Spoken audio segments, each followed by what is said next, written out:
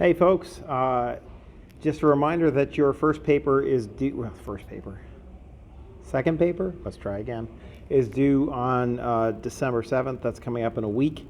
It's on a battle. I've heard from all of you what battle you're doing. I will be setting up office hours where you can talk to me if you have questions about thesis statements or outlines or any of that. But follow the same system we use for the first paper. Get yourself an outline, put your quotations in it, make a works cited page, then write those paragraphs. And I recorded about 15 minutes of feedback for every one of you. So please watch that feedback and use it to work on your next paper. In class, though, we're going to be shifting today. We're going to be moving from history to literature. So if you recall, it has been a little while since our last lecture, but if you'll recall, the last lecture was on the Battle of Chancellorsville. And we did the Battle of Chancellorsville because it was the battle in which the Red Badge of Courage is set. So we've got to talk about the Red Badge of Courage. Today I'm going to introduce the novel, tell you a little bit about the author, a little bit about the novel. We'll do some literary terms. One of the things you need to know when you're studying literature is the way that academics talk about literature. And there's a whole set of terminology that they use, tons and tons of terms.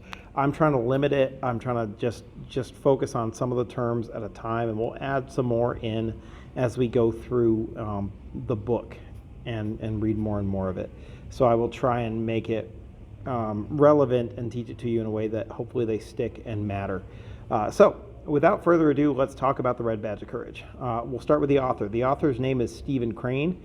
He was born November 1st, 1871, and died June 5th, 1900. He was only 28 years old when he died. He died of tuberculosis. It's an unfortunate disease we have a cure for now, but back in the day, if you got it, basically it was a lung infection that you had a horrible cough, and it really didn't go away, and it created these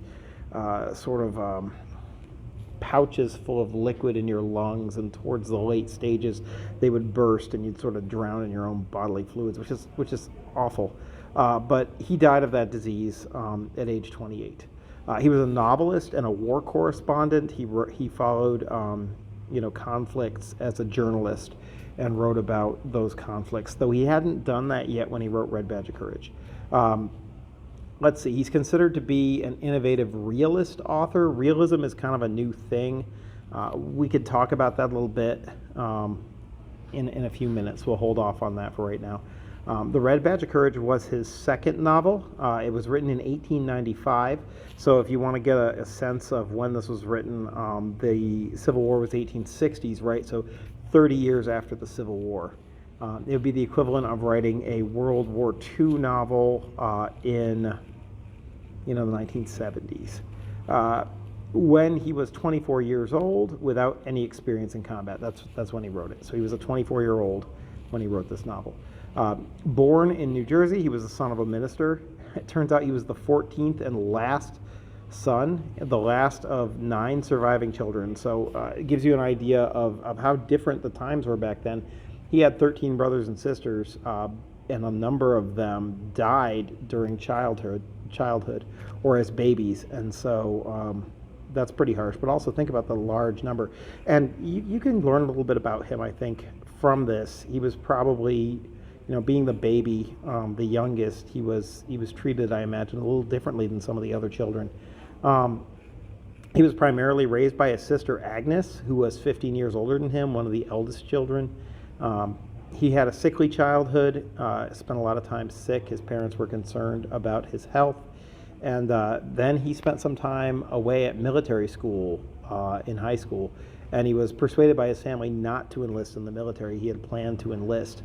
So I think when you look at his protagonist, his main character, and what's going on in the story, you can sort of see some connections to his history and his own background there. Let's see. Some other fun facts about him that don't really have bearing on this particular novel because they happened after it. But he was a war correspondent during the Spanish-American War, and he was going to Cuba to write some, stories.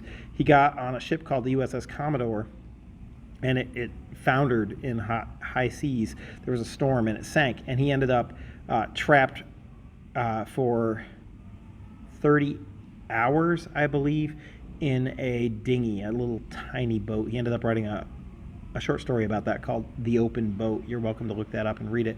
But that would have been a little bit of a harrowing experience. He also he was a war correspondent for the Spanish-American War and the Greco-Turkish War. That was a war between Greece and Turkey that took place around this time. That's his picture, so you can sort of see what he looks like. You can see he's sort of frail and thin. The novel Red Badge of Courage was an immediate success. It was widely acclaimed. Critics loved it, partially because it was very different from other works at the time. He was a very creative author. He chose to focus on one Union private's military experience. So instead of focusing on generals or people who were important or had a big influence on the outcome of the war, he decided to write it from the perspective of a young, inexperienced soldier, but also one who had no rank. And so, was certainly unimportant to the outcome of the battle in any meaningful way. So he does this, and this is sort of new and interesting to take somebody who is unimportant and tell their story. It's also written in an unromantically realistic style. So we can talk about romanticism and realism. So one of the styles that was very popular, certainly during the Civil War, and had been for a long time, was what's called romanticism. Now, we hear the word romanticism and you want to think about, like romance and love. And no, what it means to romanticize something is to idealize it, to make it seem better than it is.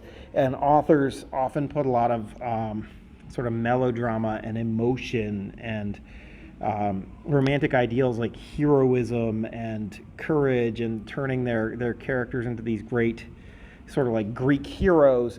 And Crane didn't want to do that. What he wanted to do was write a realistic novel that showed war the way it really was. And in some ways, The Red Badge of Courage is the first true anti-war novel. It's about war and about a participant in the war, but it doesn't romanticize war. It doesn't talk about, patriotism and how good war is and, like all the great and heroic things that people do. It really doesn't focus on that. It tells you the truth.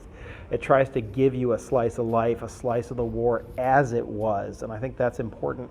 For our purposes, both as students of literature, I think it represents a new genre that's interesting and that we can appreciate, but also as students of history, it gives you a real sense maybe of what a soldier would have gone through, so that you can sort of, when you read those accounts of how many casualties there were, we're always focusing on the generals and what happened, but we're not getting it from the perspective of somebody who is quote unquote in the trenches, who's fighting in those combats, not leading them, not controlling them in any way.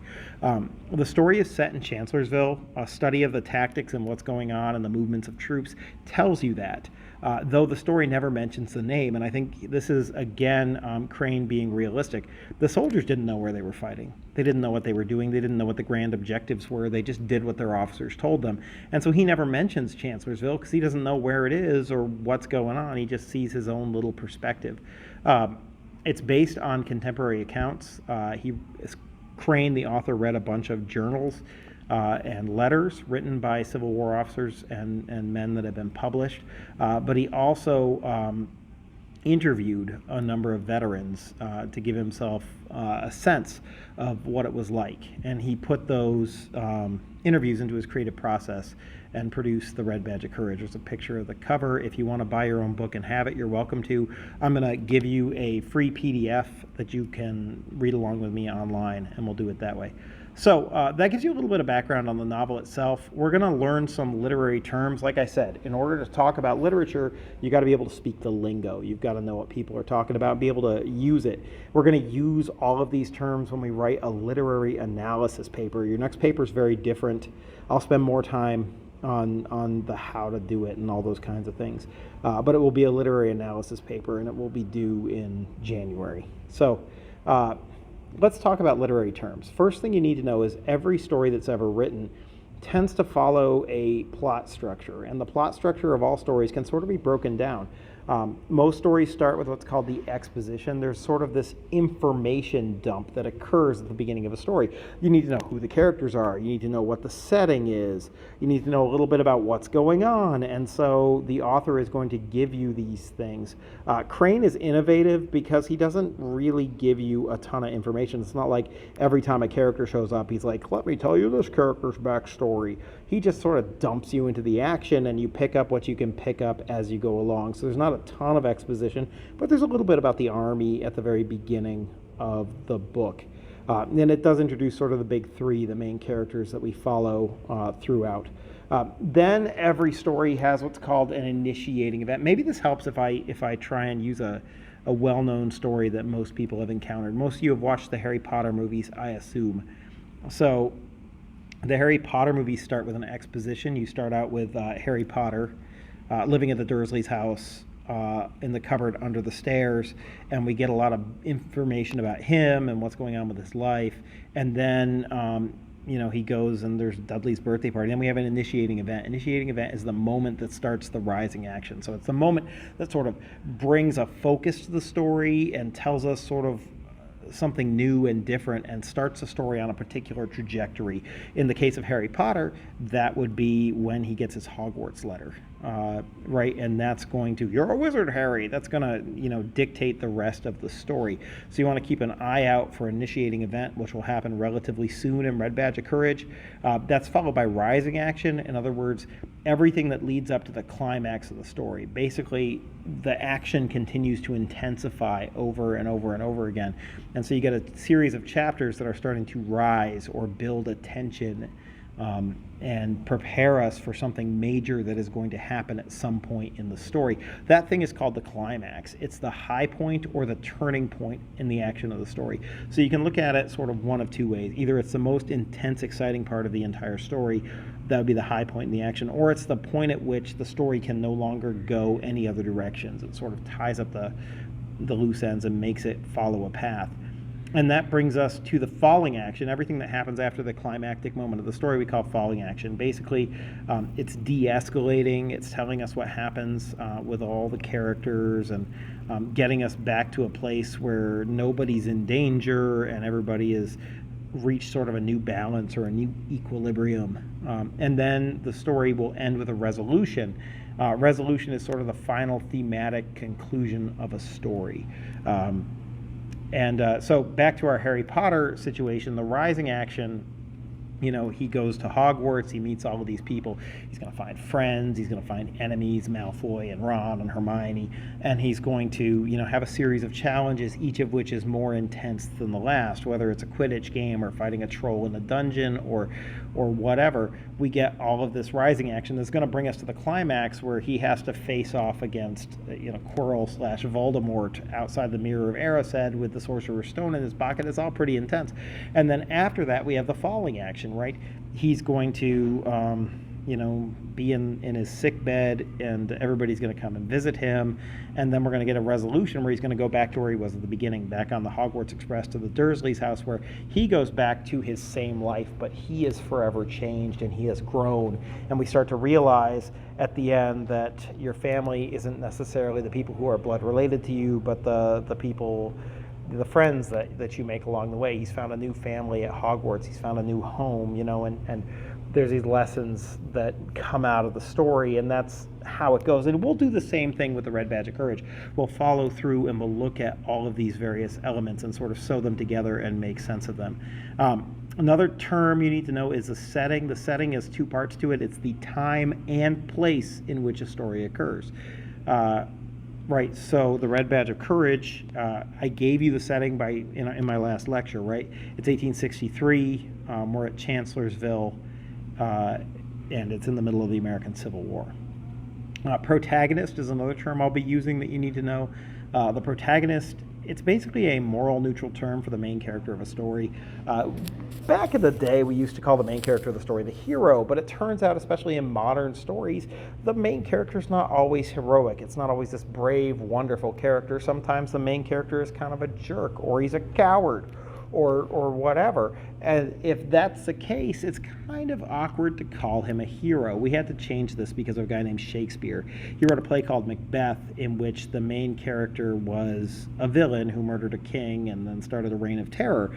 And you can't really call that guy a hero. That's super awkward because he's kind of the villain of his own story. And so we ended up using this term protagonist.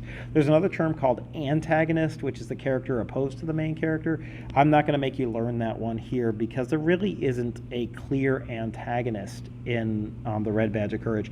The Red Badge of Courage is more a story about a character's personal growth. If anything, his antagonist is himself and some things that are inside of him, and he has to overcome those things as the story goes on. Next term I want to talk about is theme. We often refer to the word theme when we're talking about stories. It's the central idea or lesson.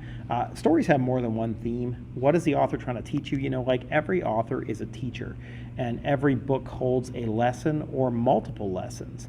And as a reader, your job is to figure out what those lessons are and sort of communicate them. This is an important term because literary analysis papers have to be about a theme. What lesson is the story teaching?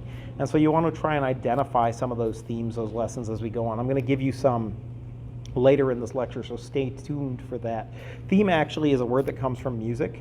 If you ever listen to old classical music, it tends to have, in a rock song, we call it a chorus, but in a piece of classical music, a symphony, we call it a theme. It's a set of bars of music that come back over and over again and give a central character to the symphony. And that's exactly what a theme does for a novel.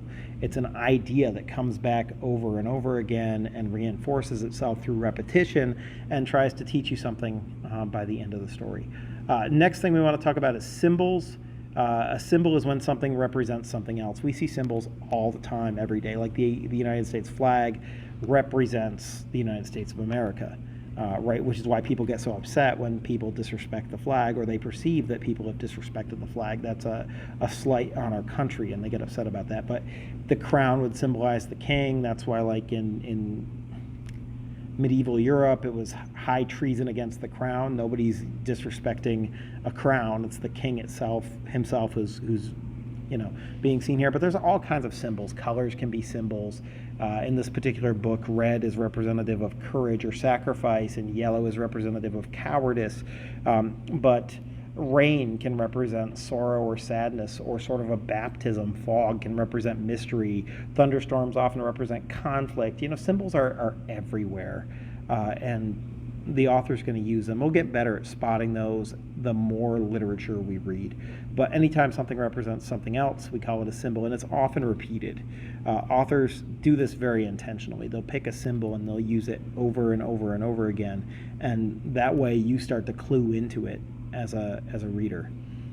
Imagery is quote-unquote pictures created using words that activate the five senses of the reader, right? We have five senses. You could have a visual image, you could have an auditory image, you could have a tactile, a touch image, an olfactory, like a smell image, or a taste image. These are all different ways that we can interact with the world. And an author can make you sense these things simply by writing words. And so you want to pay attention to the way the author uses imagery. Imagery is often connected to symbols. We could call it symbolic imagery, and that's something we want to pay attention to as well. Then we've got irony. Irony is pretty cool. There's three kinds of irony: dramatic, situational, and verbal irony. So dramatic irony is when, as a reader, you know something that the character doesn't know. For example, there might be somebody waiting in ambush for him, and we know this thing, and the character does not, and so we have all this anticipation that the character doesn't. Or it could be a love story, and the character may like this girl, and he doesn't know that she likes him back, but we as readers know it, and so there's a lot of tension. Or it could be for comedy. Somebody places a bucket of ice over a door, and they're waiting for somebody to come down the hall, open the door, and land on their head. We saw them place the bucket of ice, but the guy coming down the hall doesn't know. We're already laughing, right? So there's lots of ways that dramatic irony can be used to a good effect in a story. We'll want to keep our eye open for that. The second type of irony is situational. It's when actions taken by a character have the opposite of the intended result. This can happen to us too. You study really hard for a test, but you studied the wrong material and then you failed. That would be ironic. Or, somebody's feeling bad and you say something to try and make them feel better, but it makes them feel worse. All of these would be examples of situational irony. You're trying to do something and it has the opposite effect. We call that ironic. Then there's verbal irony, which is when words spoken have the opposite of their literal meaning. So you could say it's sort of like sarcasm, except in sarcasm we change our tone so we're being sarcastic, right? But in irony you don't tend to do that. So words can actually have an opposite meaning from their literal meaning. Sometimes words have double meanings and they're used in an ironic way. So we'll pay attention to all of those forms of irony. I'll try and stop the story and talk about them when we get to them. The last set of terms we need to talk about today is what's called figurative language.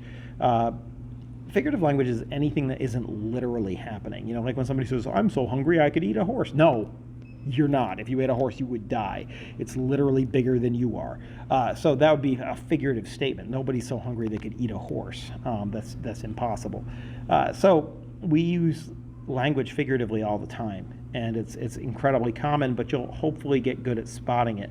Authors do it a lot of times to emphasize particular points in their story, and the ones that we're going to look at, certainly in the first few chapters, are what's called personification. That's giving human traits to animals, or giving living traits to inanimate objects. So, for example, if the hands of the clock walk their slow circle around the clock.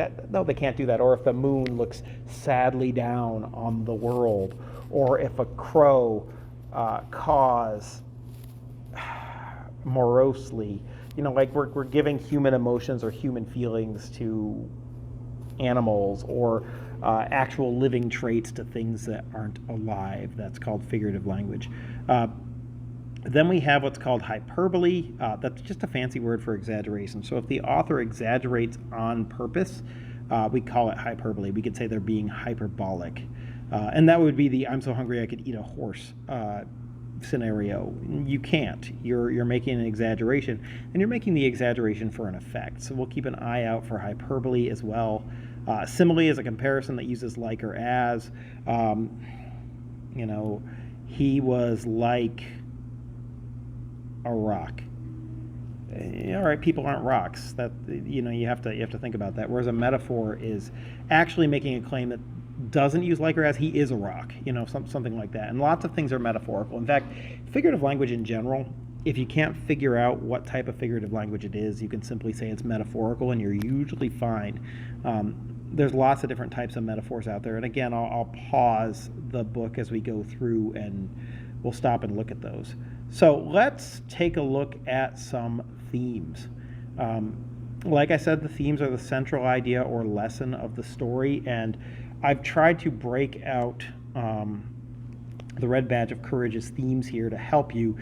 This is going to be an important part of the video to come back to as you write your literary analysis paper in January.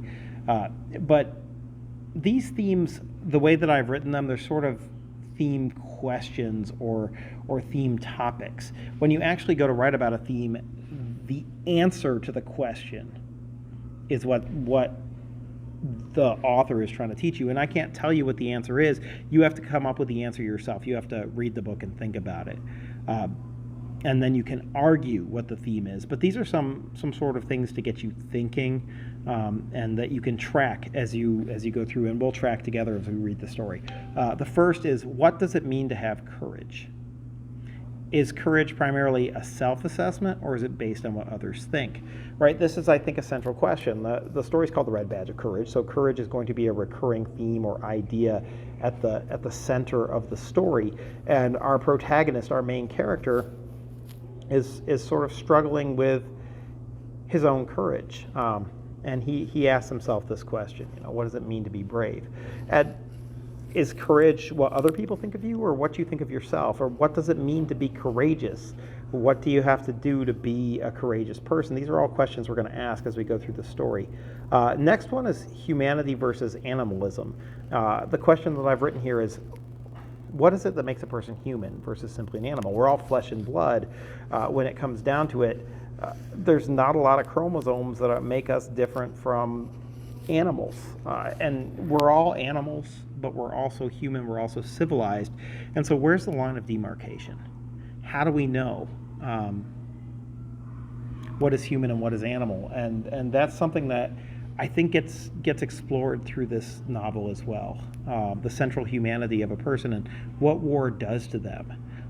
To what degree does war turn you into an animal? And to what degree do you have to turn into an animal to survive and throw away your inherent humanity to survive in a military situation like that? And we could talk about that as we go through. Truth versus lies. It's pretty easy to lie to others, it turns out, but can we lie to ourselves? That may seem like a rhetorical question that maybe you know the answer to, but let's look at the way the protagonist tries to live his life. Is he more concerned with what other people think about him and the way he can influence those opinions, or is he more concerned with what he thinks about himself? Or can he, fake himself out? These are interesting central questions. It's very easy to get wrapped up in lies and live a life that is a series of lies, and maybe that relates to the theme of courage in some way, and we can talk about that as it comes up. This is also what we call a hero's journey story, and as such, it's going to track a young character who is going to grow and mature as the story goes on, and he's going to experience what we call a loss of innocence. That goes back to the Garden of Eden, the Adam and Eve sort of idea that you find in the Bible. But underneath loss of innocence, we have a couple of things that I've already touched on. One is romanticism versus realism. When we're kids, we tend to romanticize the world. We try to see the best in it. We think of all these great things that we could become or that we could do. But life hits you like a ton of bricks, and the reality comes crashing down, and nowhere is that more true than war. People love to have romantic or ideal visions of what war is like and what heroism is like, but what's it really like when you're in the line of battle and bullets are flying around you? That's something that this story is going to show you very strongly. Also, we have intellectualism versus practicality. Those are big words, but our protagonist, our main character, is very intellectual. He likes to think philosophically. He thinks of himself as very smart and intelligent, and he has all these big ideas. But what value are big ideas, again, when the bullets start to fly and when the reality sinks in?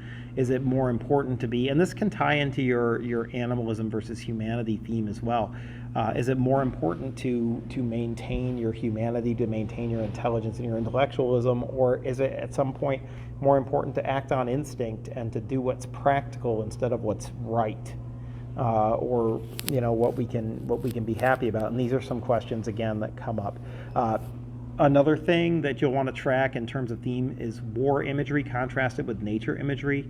What is war truly like? Is nature good or evil? These are things that are sort of wrapped up with each other in the story, and you can come to some conclusions about.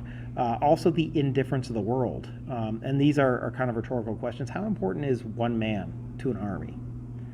How important is one man to the outcome of a battle? Or how important is an individual to nature?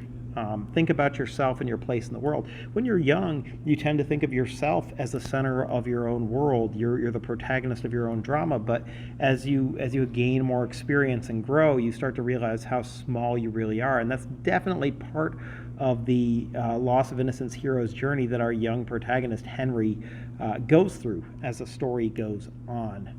I'm running out of time because I gotta take Marshall to Scouts.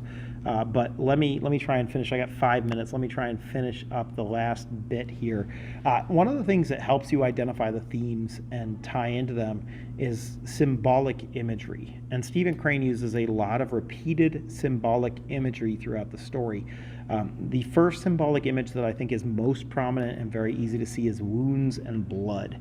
As I said, blood represents courage. It's called the red badge of courage, but wounds sort of also represent that. And they also are tied with the idea of sacrifice. And sacrifice is something courageous that you do, in this case, to help your nation or to help your friends or, to further the goals of your army. And so to say a red badge of courage, a wound is some sort of a badge, an injury that you wear that shows that you were courageous, I think is an interesting idea, and we can get that straight from the title. So clearly, if it's in the title, it's important both to themes and to symbols and imagery.